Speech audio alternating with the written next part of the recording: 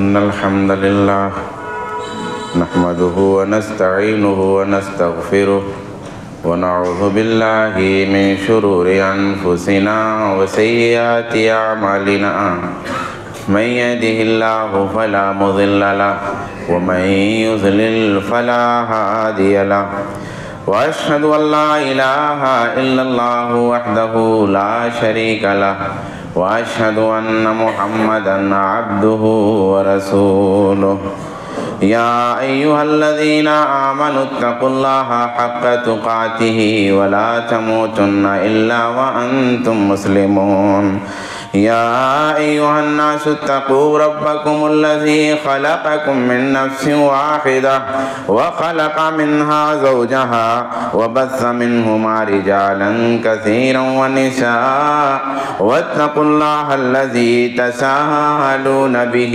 والأرحام إن الله كان عليكم رقيبا يا أيها الذين آمنوا اتقوا الله وقولوا قولا سديدا يصلح لكم أعمالكم ويغفر لكم ذنوبكم ومن يطع الله ورسوله فقد فاز فوزا عظيما أما بعد فإن خير الحديث كتاب الله وخير الهدي هدي محمد صلى الله عليه وآله وسلم وشر الأمور محدثاتها وكل محدثة بدعة وكل بدعة ضلالة وكل ضلالة في النار فقد قال الله تبارك وتعالى في كلامه المجيد والفرقان الحميد أعوذ بالله من الشيطان الرجيم بسم الله الرحمن الرحيم يا أيها الذين آمنوا استعينوا بالصبر والصلاة إن الله مع الصابرين وقال النبي صلى الله عليه وآله وسلم ما أعطي أحد عطاء خيرا وأوسع من الصبر. حاضرین جمعہ، آج کے خطبہ جمعہ کا عنوان ہے صبر. صبر معنی ہوتا ہے اپنے آپ کو کسی چیز سے روک لینا. اسی طریقے سے صبر کا معنی ہوتا ہے کسی چیز پر ڈٹ جانا. تو یہ صبر کا جو مفہوم ہے وہ یہ نہیں ہے کہ بزدل ہو جانا، ڈر کے مارے بیٹھ جانا، خوف کے مارے چھپ جانا. یہ صبر نہیں ہے. صبر اصل میں 3 طرح کا ہوتا ہے. صبر ایک ہوتا ہے صبر عن معصیت اللہ. پہلا ہوتا ہے صبر علی الطاعہ، یہ طاعت پر صبر کرنا. دوسرا ہے صبر عن معصیت اللہ، اللہ کی نافرمانی نہ کر کے صبر کرنا. صبر علی اقدار اللہ المؤلمہ، اللہ تبارک و تعالی کی جو تقدیر ہے، وہ تقدیر جو تکلیف والی ہے، پریشانی والی ہے، مصیبت والی ہے، اس پر صبر کرنا. اور تینوں انبیاء کے ساتھ آ چکی ہیں، لوگوں کے ساتھ آ چکی ہیں. ایک مثال سیدنا یوسف علیہ السلام کی کہ آپ علیہ السلام نے اللہ تبارک و تعالیٰ کی اطاعت پر صبر کیا. جیل میں تھے، جیل میں رہنے کے باوجود، قید خانے میں رہنے کے باوجود دین کی تبلیغ کا راستہ تلاشتے رہے. ایسا نہیں ہوا کہ چونکہ پریشانی میں ہوں، مصیبت میں ہوں، اس لیے میں تو مصیبت کا مارا میں کیا کر سکتا ہوں. نہیں، مصیبت کی حالت میں بھی، پریشانی کی حالت میں بھی دین کی دعوت کا راستہ نکالتے رہے اور جیل میں لوگوں کو دین کی دعوت دیتے رہے. یہ ہے صبر علی طاعت اللہ، اللہ تبارک و تعالیٰ کی اطاعت پر صبر کرنا. اسی طریقے سے ہے صبر عن معصیت اللہ، اللہ تبارک و تعالیٰ کی نافرمانی سے بچنے میں صبر کرنا۔ محل ہے بادشاہ کا، خاتون ہے، گناہ کی دعوت ہے، تمام تر باتیں ہیں، اور یہ صبر بھی بہت مشکل صبر ہے کہ اللہ تبارک و تعالیٰ کی جو معصیت ہے، جو نافرمانی ہے، اس کی طرف نفس بھی دعوت دے رہا ہے، دعوت اندر سے بھی ہو، دعوت باہر سے بھی ہو، نفس کے اندر اس کا داعیہ موجود ہو، اس کے باوجود وہ برائی نہ کرنا، یہ بھی صبر ہے، صبر عن معصیت اللہ۔ اسی طریقے سے صبر علی اقدار اللہ المؤلمہ، اللہ تبارک و تعالیٰ کی طرف سے آنے والی قدرتی طور پر اس کی تقدیر سے جو پریشانیاں آتی ہیں ان پہ صبر کرنا۔ مثال کے طور پر بھائیوں نے کنویں میں ڈال دیا، کنویں سے نکالے گئے تو بیچ دیے گئے، یہ اللہ تبارک و تعالیٰ کی طرف سے آنے والی پریشان کن چیزیں تھیں، ان پہ بھی صبر کیا۔ تو یہ تینوں طرح کے صبر ہیں، لیکن سب سے افضل صبر ہے صبر علی طاعت اللہ، اللہ تبارک و تعالیٰ کی اطاعت پہ صبر کرنا۔ شراب نہیں پیا، یہ بھی صبر ہے، پریشانی آئی اس پر صبر کر گیا، یہ بھی صبر ہے، لیکن سب سے بڑا صبر ہے نماز پڑھنا اور صبر کرنا۔ نماز پڑھنے میں جو مشقت آتی ہے اس مشقت پہ صبر کرنا، خیر کا کام کرنے میں جو مشقت آتی ہے اس مشقت پہ صبر کرنا، دین کا کام کرنے میں جو مصیبت آتی ہے اس پہ صبر کرنا۔ صبر علی طاعت اللہ، اللہ تبارک و تعالیٰ کی اطاعت پہ صبر کرنا، یہ سب سے مشکل ہے اور سب سے افضل بھی ہے، ضرورت خیر تینوں کی ہے۔ تو یہ صبر ہے، یہ صبر کا مفہوم ہے۔ صبر کی اہمیت اور اس کی امتیازی اہمیت اللہ تبارک و تعالیٰ نے قرآن پاک میں مختلف جگہوں پہ بیان کر دی ہے۔ ایک دو آیتیں پڑھ کر کے اس کی وضاحت کرتا ہوں۔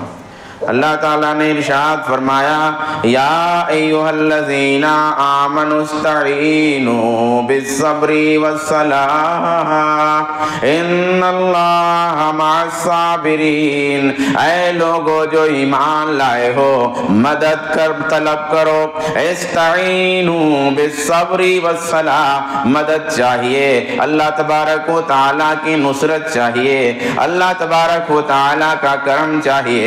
استعینوا بالصبر والصلاۃ، صبر کرو، نماز اختیار کرو، ان اللہ مع الصابرین، اللہ صبر کرنے والوں کے ساتھ ہے۔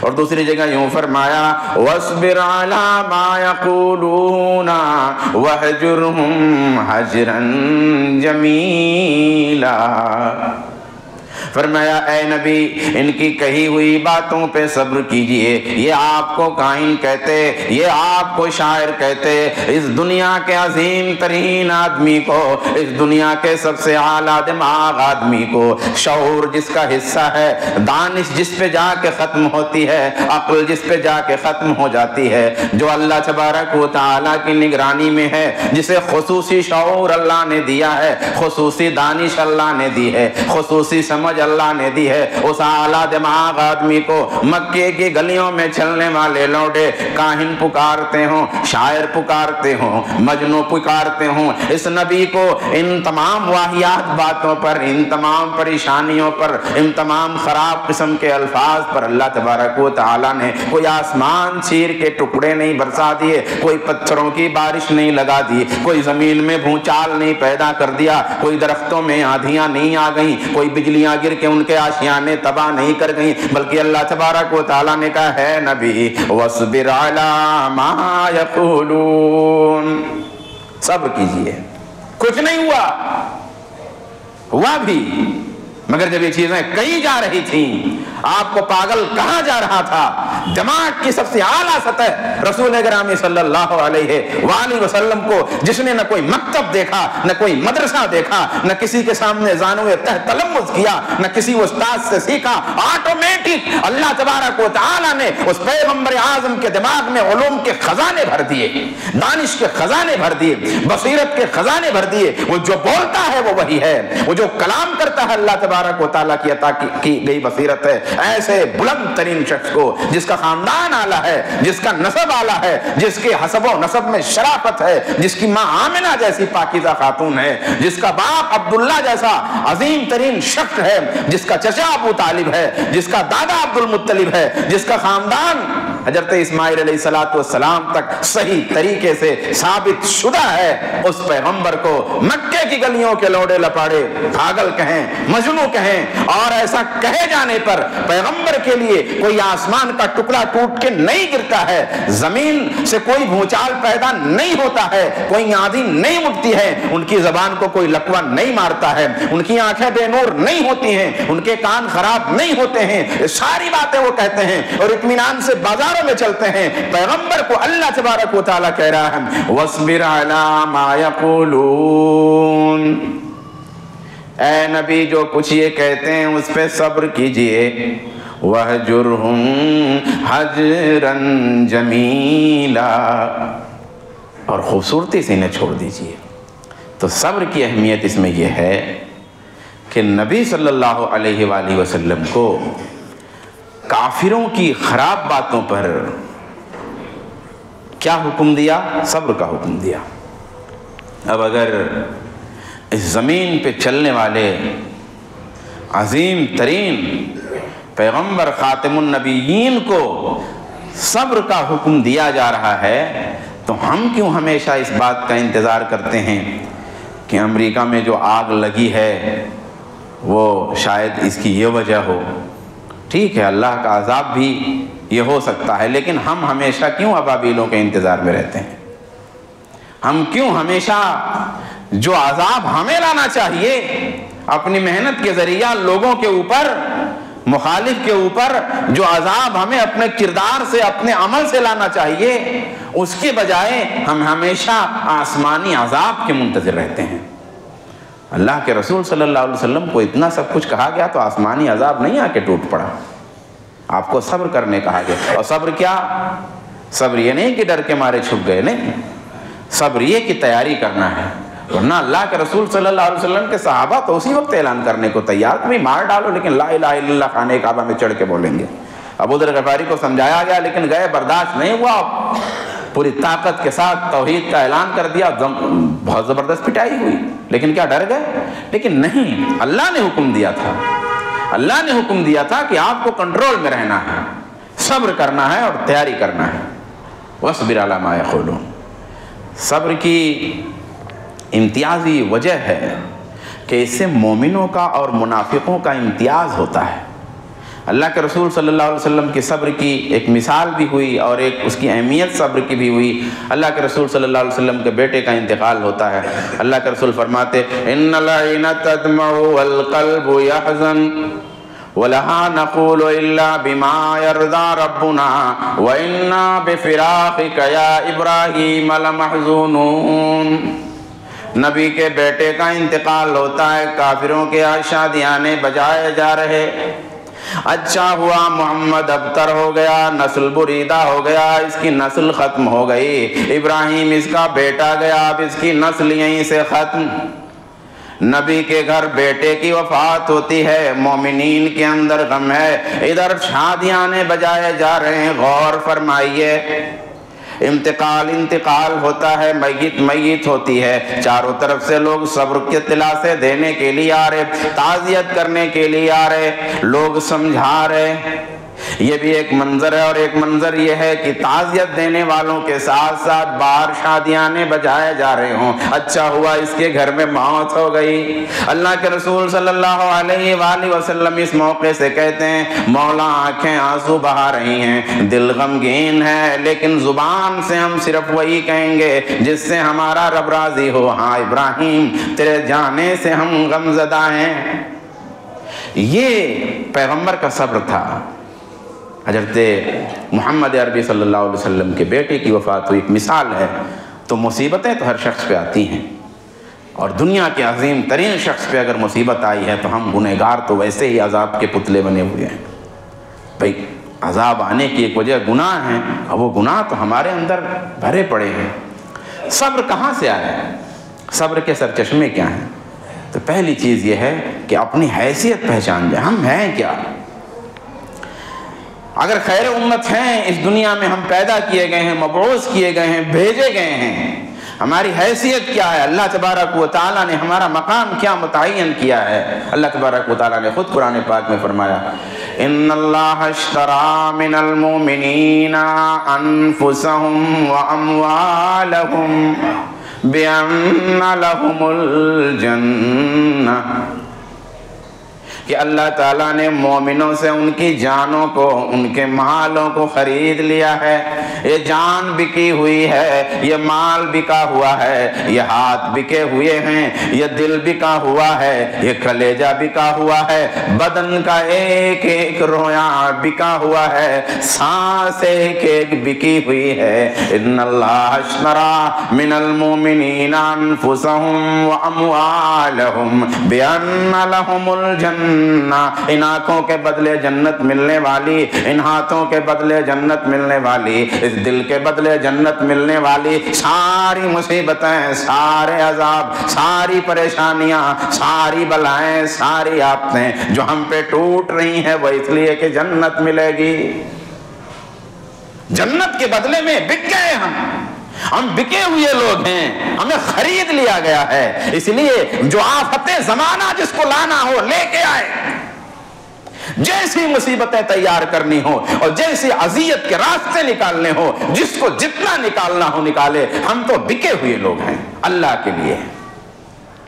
اللہ تبارک و تعالیٰ نے دوسری جگہ فرمایا اذا اصابتهم مصیبہ قالوا انا للہ وانا الیہ راجعون، وہ صبر کرنے والوں کے لیے خوشخبری ہے کہ جب ان کو مصیبت پہنچتی ہے کہتے ہیں انا للہ، ہم اللہ کے لیے، وانا الیہ راجعون، اسی کی طرف جانے والے۔ یہ پڑھتے ہیں، مطلب کیا ہے اس کا؟ انا للہ، ہم اللہ کے لیے، کیا مطلب؟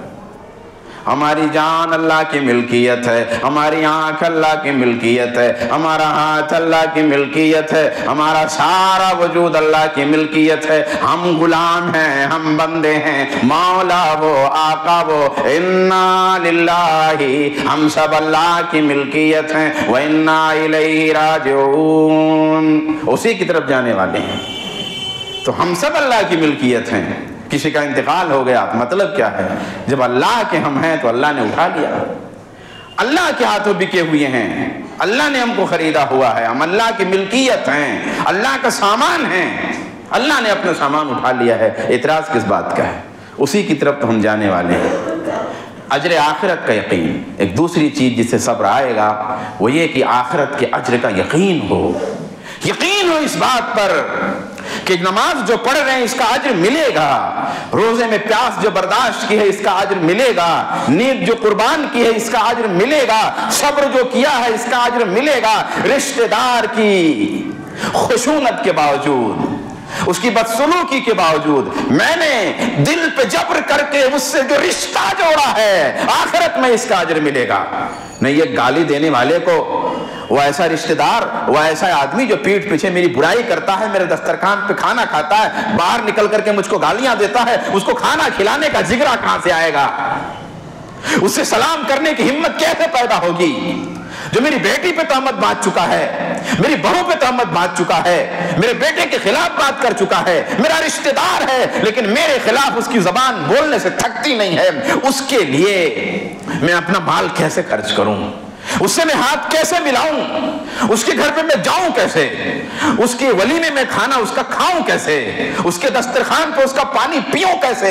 نہیں ہوگا، نہیں ہوگا اگر اجر آخرت کا یقین نہ ہو، اگر اس بات کا یقین نہ ہو کہ اس کا بدلہ اللہ تبارک و تعالیٰ دے گا، تو نہیں ہونے والا میرے دوستو، نہیں کر پائیں گے اجر آخرت۔ اللہ ہے کہ دنیا کی مصلحت تو کوئی پھر ٹھیک ہے، لیکن اگر دنیا کی کوئی مصلحت نہیں ہے تو صرف ایک ہی چیز ہے جو اقدام جو ہم کو آمادہ کر سکتی ہے اس چیز پہ، اور تیسری چیز جہاں سے صبر ملے وہ نماز ہے، وہ نماز ہے۔ صبر کہاں سے ملے؟ نماز سے۔ اللہ تبارک و تعالیٰ نے اپنے پیغمبر کو فرمایا فاصبر لحکم ربک ولا تطع منہم عاصما او کفورا واذکر اسم ربک بکرۃ واصیلا ومن اللیل فاسجد لہ وسبحہ لیلا طویلا۔ ساری مصیبتیں، سارے جھکڑ، سارا طوفان، کون سا طوفان نبی پہ گزرا نہیں؟ جسم کا، جان کا، مال کا، رشتہ داروں کا، اعزاء و اقارب کا، تہمت تراشیوں کا، عقل و دماغ پر تہمت کا، ساری تہمتیں اللہ کے رسول صلی اللہ علیہ وآلہ وسلم پہ کون کون سی تہمتیں نہیں باندھی گئی۔ پورے مدینے میں آواز بن رہی ہے، پورے مدینے میں ہلچل مچ رہی ہے، محمد نے اپنی بہو سے شادی کر لی۔ آپ سوچئے یہ کون سا مرحلہ تھا؟ نبی ڈر رہے تھے، سیدہ زینب سے شادی کرتے ہوئے میرا پیغمبر ڈر رہا تھا کہ کیا کہیں گے لوگ۔ اس پہ اللہ تبارک و تعالیٰ نے سمجھا کیسی کیسی باتیں ہوئیں، لیکن تمام باتوں کے مقابلے میں رسول کو جو اللہ نے ہدایت دی فاصبر لحکم ربک ولا تطع منہم عاصما او کفورا، ان بدقماشوں کے باتوں میں نہ آئیں، ان کو جو کہنا ہے کہنے دیجئے، ان کی راہوں کے چکر میں نہ پڑیں، اپنے رب کے حکم کی خاطر آپ صبر کیجئے، اور صبر کا سرچشمہ نماز ہے۔ سجدے کیجئے، اللہ کے سامنے گریہ و زاری کیجئے، اللہ کے سامنے فریاد کیجئے، اللہ کے سامنے آنسو بہائیے، اللہ سے اپنی فریادیں بتائیے، اپنی ضرورتیں بتائیے۔ وہ آسمان سے آپ کی ساری ضرورتوں کو سن رہا ہے، زمین پہ آپ پکارتے ہیں، اللہ آسمان پہ سن رہا۔ وَاذْكُرِ اسْمَ رَبِّكَ بُكْرَةً وَأَصِيلًا، اے پیغمبر صبح و شام اپنے رب کی تسبیح کیجئے، اس کا نام یاد کیجئے۔ وَمِنَ اللَّيْلِ فَاسْجُدْ لَهُ، رات کے اوقات میں اسے سجدہ کیجئے۔ وَسَبِّحْهُ لَيْلًا طَوِيلًا، رات میں لمبے لمبے اوقات میں اس کی تسبیح بیان کیجئے۔ یہ پیغمبر کو حکم دیا گیا کہ نماز پڑھیے، نماز پڑھنے سے صبر آئے گا۔ اسی لیے حدیثوں میں آتا ہے جب جب بھی کوئی مسئلہ ہوتا، جب جب بھی کوئی پریشانی ہوتی، اللہ کے رسول صلی اللہ علیہ وسلم نماز پڑھنے کے لیے نکل جاتے۔ سورج گرہن ہوتا، اللہ کے رسول نماز کے لیے کھڑے ہوتے۔ بارش نہیں آ رہی، اللہ کے رسول نماز کے لیے کھڑے ہوتے۔ کوئی خوشخبری آئی، اللہ کے رسول نماز کے لیے کھڑے ہوتے۔ کوئی مصیبت آئی، اللہ کے رسول نماز کے لیے کھڑے ہوتے۔ ہر لمحے جب جب بھی کوئی موقع آتا، میرے رسول نماز کے لیے کھڑے ہوتے۔ بدر میں چاروں طرف سے مشرکین نے گھیر لیا ہے، تعداد مختصر سی ہے، بدن پہ کپڑے نہیں ہیں، تلوار صحیح سالم نہیں ہیں، گھوڑے نہیں فور دبلے ہیں، جانوروں کی سواریاں بھی نہیں ہیں، افراد کی طاقت بھی کم ہے، کھانے پینے کا سامان بھی کم ہے، دوسری طرف سے زرا پوش فوج ہے، گھوڑوں پہ سوار طاقتور فوج ہے، جوش میں اور غصے میں بلبلائے ہوئے لوگ جو سارے ان مجبور لوگوں کو کھا جانا چاہتے۔ رسول اکرم صلی اللہ علیہ وآلہ وسلم یہ سارے منظر سے گھبراتے نہیں، ایک سائیڈ میں ہو کے اللہ کے حضور دعا کرتے ہے میرے پروردگار، اگر آج اس جماعت کی مدد نہ ہوئی، اس زمین پہ تیری عبادت نہ ہوگی۔ اللہ کے رسول صلی اللہ علیہ وآلہ وسلم نے اپنی ہر چیز کا علاج نماز کو بنایا ہے۔ اس لیے نماز، اور نماز صرف فرض نہیں بلکہ جب بھی کوئی پریشانی ہو آپ نماز کے لیے کھڑے ہو جائیے۔ آپ دیکھیں گے ایک بار، دو بار، تین بار، چار بار پڑھیں گے، آپ کو صبر آ جائے گا۔ دین میں صبر مطلوب ہے اور اس کا معیار ہے۔ کیوں؟ دین جب سب سے بڑا نصب العین ہے تو صبر بھی دین میں سب سے بڑا والا چاہیے۔ اسباب کیا ہیں کہ بھئی دین کی بنا عرش سے ہے، اللہ تبارک و تعالیٰ عرش پہ مستوی ہے، اور دین کا سارا نظام اللہ تبارک و تعالیٰ نے دیا ہے۔ اس لیے اس میں دنیا کی کوئی آلائش نہیں چلنے والی ہے، دنیا کی کوئی آلائش نہیں چلنے والی ہے۔ آپ اپنے آپ کو بالکل خالی کر دیں دنیا کی ہر آلائش سے، بے نفس ہو جائیں، گویا ہمارے اندر نفس ہے ہی نہیں۔ اور جب نفس کی دشمنی ہوگی تو آپ کے اندر ہی ایک جنگ چلنے لگے گی، آپ اندر ہی ہاں اور نہیں کی کیفیت میں ہوں گے، اور اس کیفیت میں صبر کرنا، اس کیفیت میں اللہ تبارک و تعالیٰ کے لیے لو لگانا۔ کیونکہ جو مادی تحریکیں ہیں، دنیا کی تحریکیں ہیں، ان کی بنیاد زمین پہ بنتی ہے، دین کی بنیاد آسمان پہ بنی ہے۔ جس کی بنیاد زمین پہ بنتی ہے اس کے پیچھے زمین کی کوئی طاقت بھی ہوتی ہے اور جلدی سے حاصل ہونے والا فائدہ بھی ہوتا ہے، لیکن جس کی بنیاد آسمان پہ ہے اس کے لیے اصل دنیا کا کوئی فائدہ نہیں ہے، اصل طاقت آسمان کی ہے۔ اس لیے دین میں سب سے زیادہ صبر چاہیے۔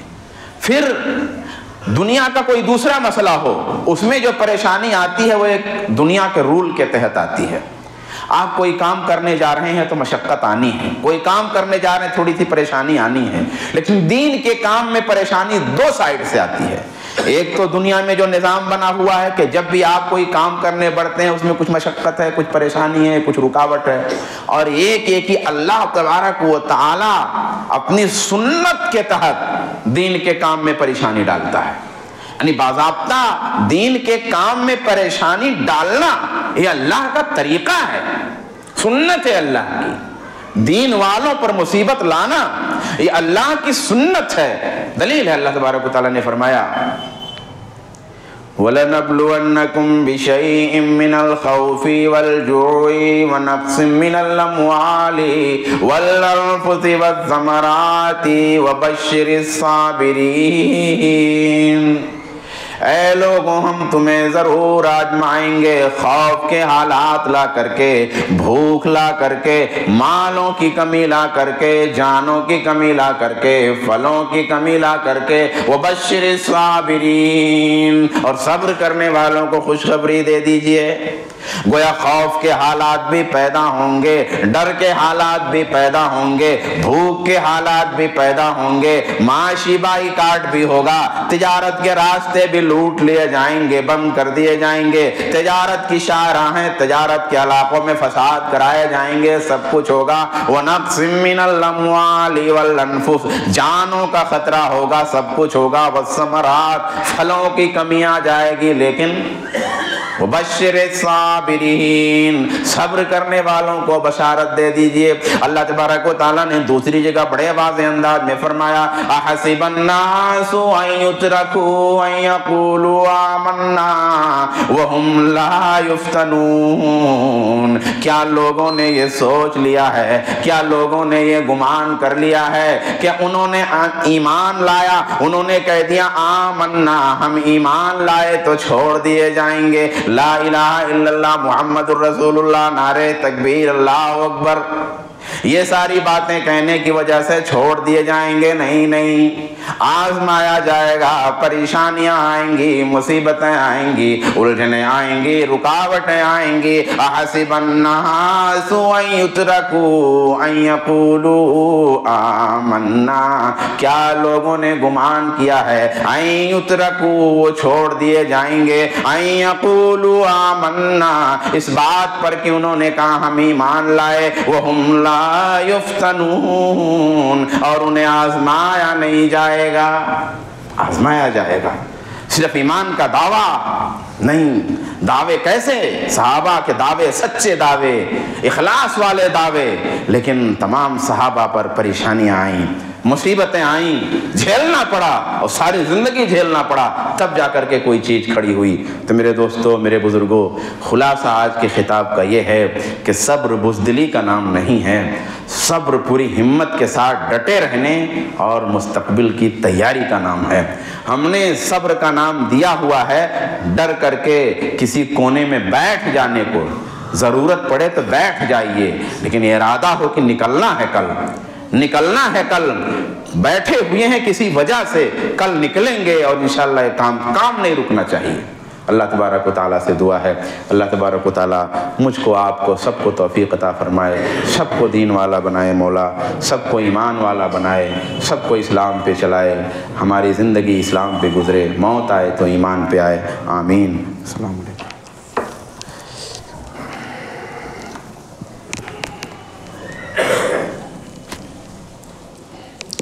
إن الحمد لله نحمده ونستعينه ونستغفره ونعوذ بالله من شرور أنفسنا وسيئات أعمالنا من يهده الله فلا مضل له ومن يضلل فلا هادي له وأشهد أن لا إله إلا الله وحده لا شريك له وأشهد أن محمدا عبده ورسوله أما بعد فإن خير الحديث كتاب الله وخير الهدي هدي محمد صلى الله عليه وآله وسلم وشر الأمور محدثاتها وكل محدثة بدعة وكل بدعة ضلالة وكل ضلالة في النار. اللهم صل على محمد وعلى آل محمد كما صليت على إبراهيم وعلى آل إبراهيم إنك حميد مجيد. اللهم بارك على محمد وعلى آل محمد كما باركت على إبراهيم وعلى آل إبراهيم إنك حميد مجيد.